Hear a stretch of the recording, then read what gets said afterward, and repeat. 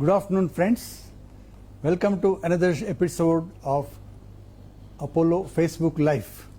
I am Dr. Colonel Sitaram, cardiologist at Apollo Hospital, Secunderabad, and I have with me Dr. Aftab Ahmed, who is a senior consultant in medicine.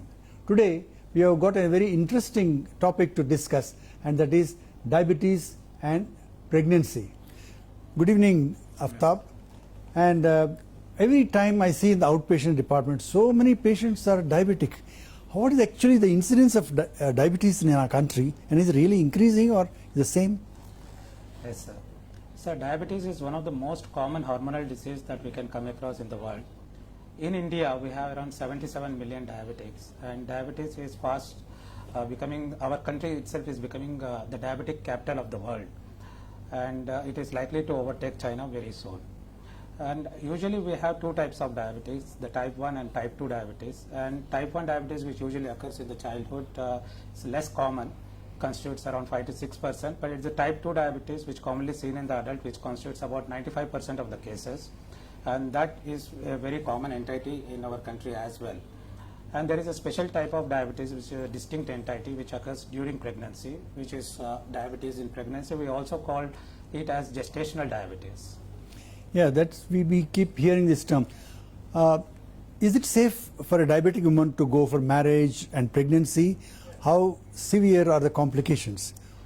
So as I said, diabetes in pregnancy can be of two types. A lady who is already a diabetic and then becomes pregnant, which is called as a pre-gestational diabetes. In such cases, she should have good control of blood sugars before she plans for a pregnancy. Then there is another condition which is called as gestational diabetes. Here the diabetes occurs for the first time during pregnancy. So she is not previously diabetic, but the pregnancy itself induces a condition called gestational diabetes, wherein her blood sugar goes high because of the hormonal changes. And this usually occurs at the middle of the pregnancy, somewhere around 24 to 28 weeks. So this is gestational diabetes. In gestational diabetes, it is important that we identify it and then appropriately treat it so that we prevent the complications related to that. So what we understand in GEM terminology is diabetes means high blood sugar. But how does the patient know that they've got the diabetes? Is there any test at the bedside or some easy test at home they can do and find out? Well, as I said, in type 2 diabetes or a type 1 diabetes, the classical symptoms of diabetes which are associated with increase in blood sugars are weakness, fatigue, increase in thirst, increase in urination, and so on. But when it comes to gestational diabetes, that is diabetes in pregnancy, which occurs usually between 24 to 28 weeks, the pregnant lady may not have anything which is very specific to diabetes as such symptoms. So it is up to us to diagnose it, because in all such cases where we have pregnant women where we suspect possibility of a gestational diabetes, we tend to do a test right at the first antenatal visit. This is what we call as 50 grams glucose challenge test. And repeat this test again at around 24 to 28 weeks if it is negative. And if it is positive, we usually follow it up with a test called 75 grams oral glucose tolerance test. So any abnormal values in these tests would confirm the diagnosis of gestational diabetes, that is diabetes in pregnancy. So what is the cutoff level when we call the person normal or diabetes? Yes. So in case of a woman who is pregnant and comes to us during her first antenatal visit in high-risk cases, particularly when I say high risk, we need to suspect possibility of gestational diabetes in women who are obese, who have family history of diabetes, who had previous history of large babies, or if they had a hormonal condition called polycystic ovarian syndrome.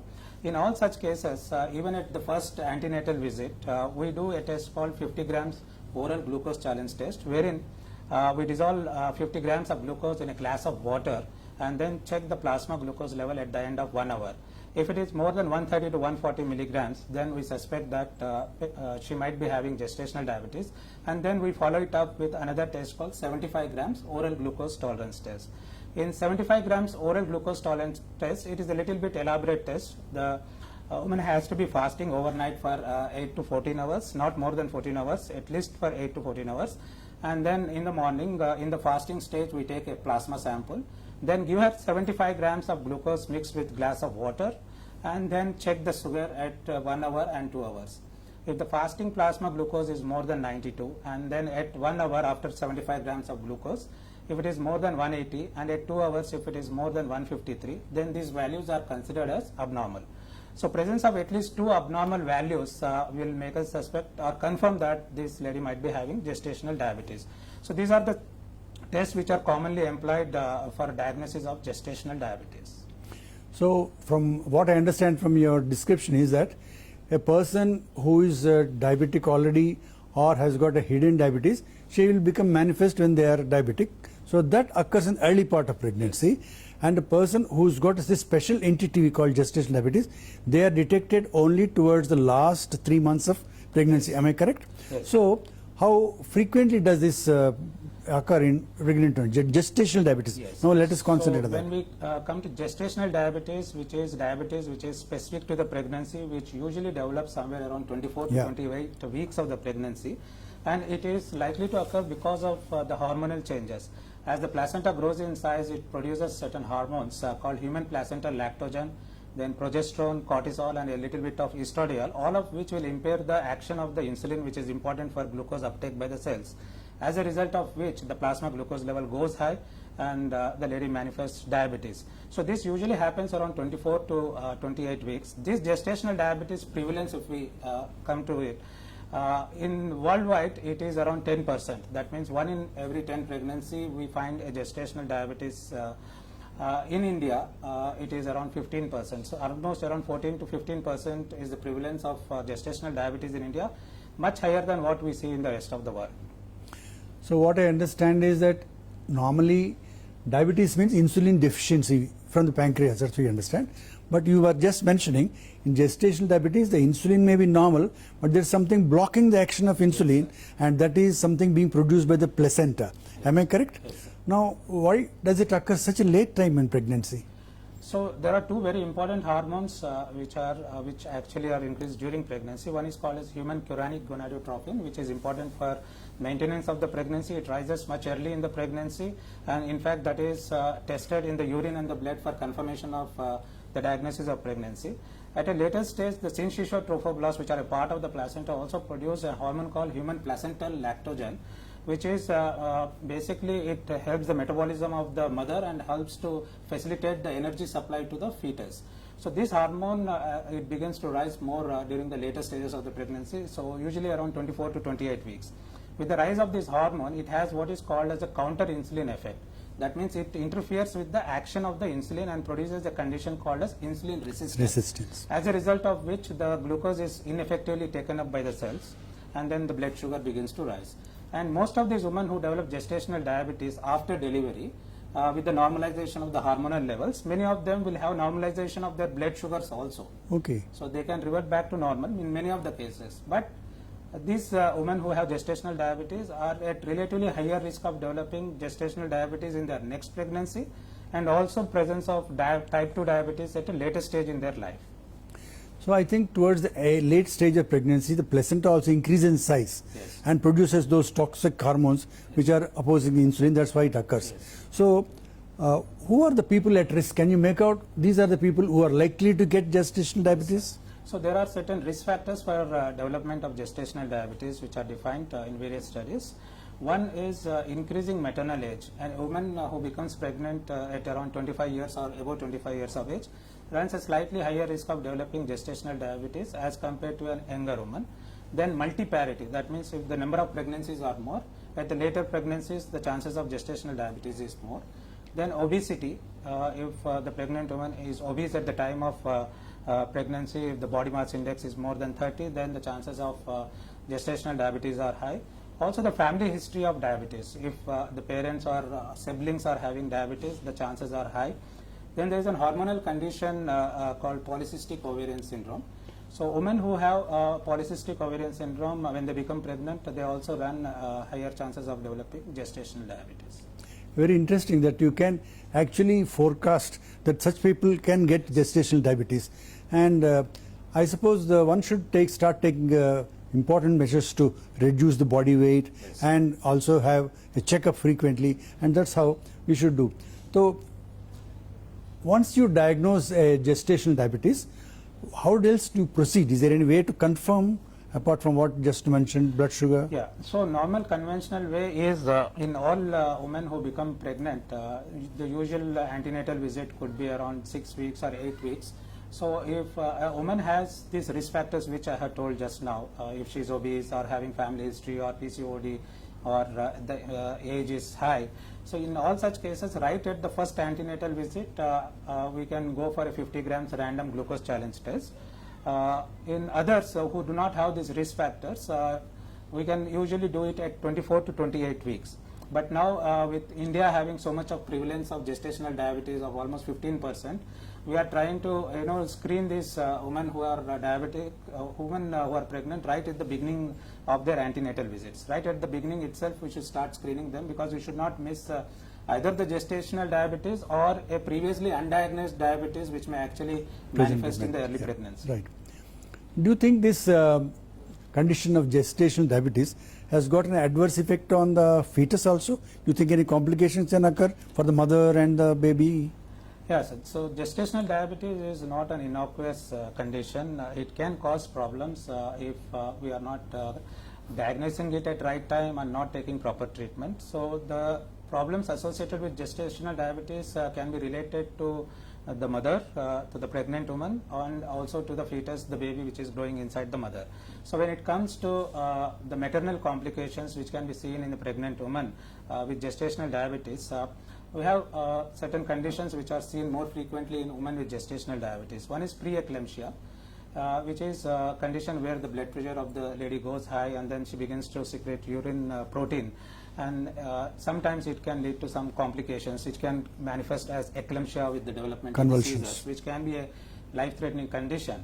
And then there is a condition called polyhydramnios, where there is excess of fluid that is around the fetus or the baby, and such women with polyhydramnios can have chances of a premature delivery and premature rupture of membranes and then infections as well.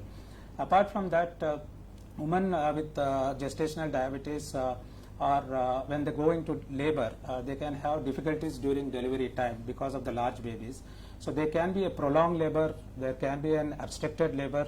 So these are problems which can occur with the gestational diabetes in the mother. Also, there is a tendency for poor contractility of the uterus following delivery with increased risk of postpartum hemorrhage.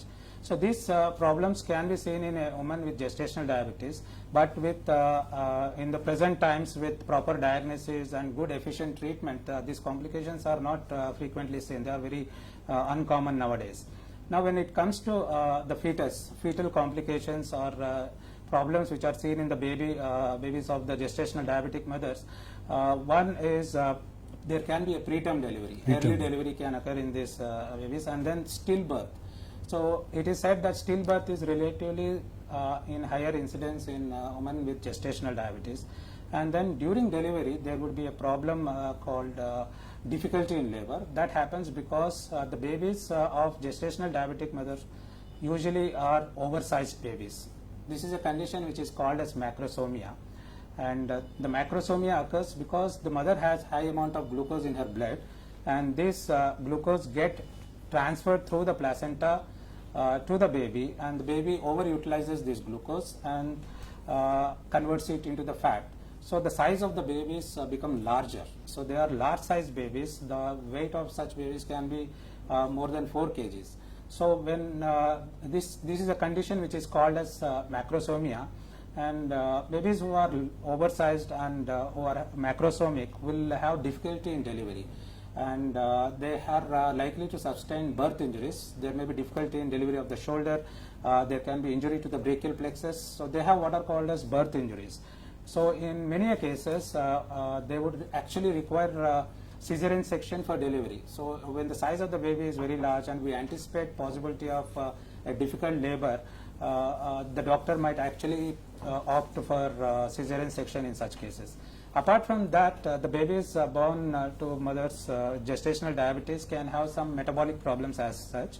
Immediately after the birth, their blood sugars can go low, so which is called as hypoglycemia. So you need to monitor the blood sugars of these newborn children and then correct the hypoglycemia if it is there. And rarely they can also develop respiratory distress, a condition which is called as infant respiratory distress syndrome. So as you can see, gestational diabetes, if undiagnosed, untreated, and if the sugars remain high, can cause problems to both the mother as well as to the baby.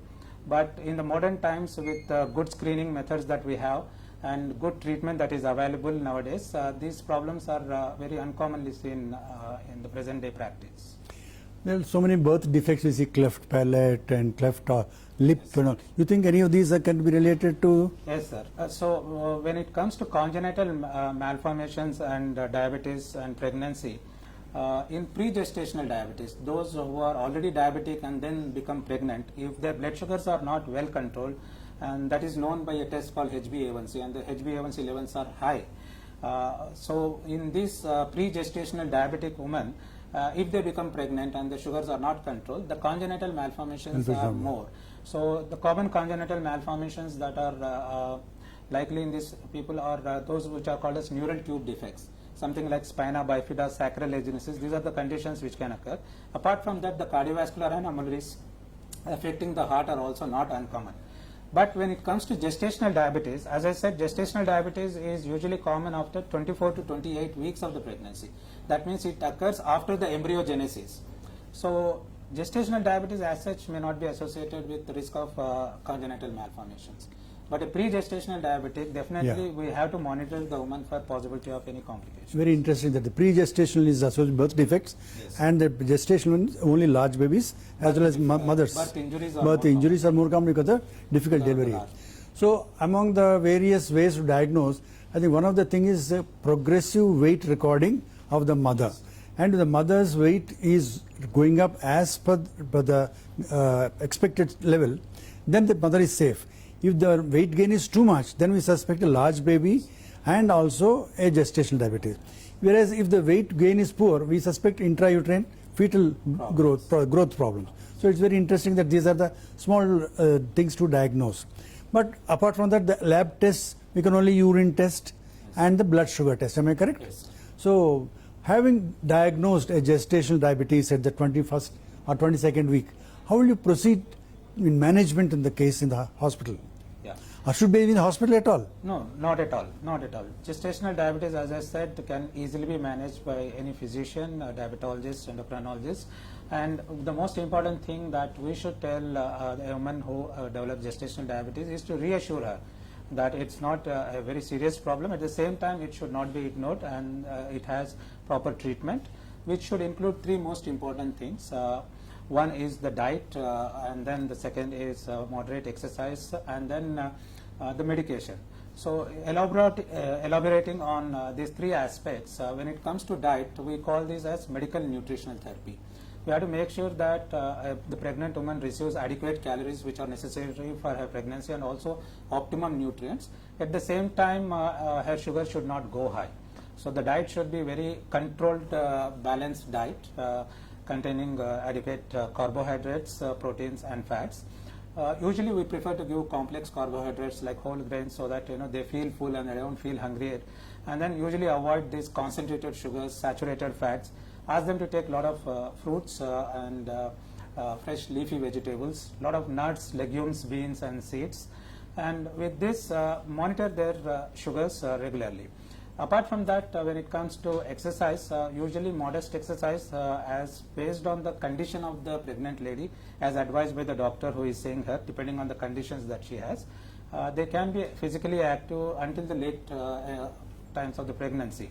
So with both these things, most of the gestational diabetics who are very mild gestational diabetics, they are managed very well. In case we are not able to reach the target blood sugar levels with diet and exercise, then we consider medication. So what are the target blood glucose levels that we should be looking at? So we see with diet and exercise, we should maintain the fasting plasma glucose of less than 95 and 2 hours plasma glucose of less than 120. So if these targets are not met, the doctor would advise you to take medications. So when it comes to medications, again, a lot of drugs have been tried out, but metformin is one oral anti-diabetic drug that has been studied and is considered to be safe during pregnancy. So if particularly, let's say, a polycystic ovarian syndrome, a lady with PCOD who is already on metformin becomes pregnant, we ask them to continue metformin. and in very mild cases, metformin might be able to take care of the blood sugars. But when it comes to other oral anti-diabetic drugs, they might cross the placenta in varying degrees and then can affect the That's fetus. dangerous. So as of now, we do not recommend other oral anti-diabetic drugs. The drug of choice in pregnancy for control of blood sugars, if not controlled with diet, exercise and metformin, would be insulin. Insulin, Yes. okay. So insulin is very safe in pregnancy. It does not cross the placenta. It is not harmful to the baby. It doesn't affect the baby at all. So insulin can be safely used during pregnancy, and your doctor would, depending on the blood sugars, advise you different types of insulin, different regimens of the insulin, and with the diet and modest exercise and medications like insulin or metformin, we would like to control your blood sugars as close to target as possible. So with good efficient control of blood sugar, a diabetic pregnant lady can have a good outcome in delivery. Both fetal as well as maternal outcomes are good if these things are followed properly. So that means we have now got safe drugs which do not cross the placenta, will not hurt the baby, but as well good for the gestation diabetes. One is the metformin is continued and insulin has come in a big way. Now, is there any danger of low sugar when the insulin being given? Sometimes do they go to low sugar hypoglycemia? Yes, yeah. So there is always a possibility when you are titrating the dosage of insulin, because the insulin requirement of a lady with gestational diabetes would not remain the same. Yeah. So you start this somewhere, let's say 24 to 28 weeks, and then as you progress in the pregnancy, with the placenta producing more of HPL, human placental lactogen, the blood sugars are also likely to go high. And in every visit after you check the blood sugars, you are likely to increase the insulin dosages in order to reduce the blood sugar and maintain it in the target levels that are required. So we usually tell them to monitor the blood sugars using a self-monitoring device called glucometer. So with glucometer monitoring, most of the women can safely carry on with the pregnancy with usage of insulin and control their blood sugars within the target levels. And we also educate the women with gestational diabetes what are the symptoms of hypoglycemia, and what to do in case there is a hypoglycemia. That means when the blood sugar goes low, what are the symptoms that she might experience, like it could be sweating, tremor, giddiness, and then you check the sugars with your glucometer and you find it very low, less than 60 or 50, then you know what to do, right? You take something which is rich in sugar, a concentrated sugar, sweet, or a juice or whatever it is, and then control the sugars. In most of the cases, this is really not a problem once we explain the patients, once we explain the pregnant women how to monitor their sugars and how to manage the hypoglycemic episodes. I think that's a good way. But how do you talk to these pregnant ladies' families? Do you tell them about the difficult labor expected? Would you tell them about the likely cesarean, which is a compulsion? How do you talk to them? Yes, sir. We need to be very transparent with them. Most importantly, we have to reassure that gestational diabetes is not an uncommon condition, which is very commonly seen, particularly in India. As I said, 15% of the pregnancies are associated with gestational diabetes, and most of these gestational diabetes will have good fetal and maternal outcomes.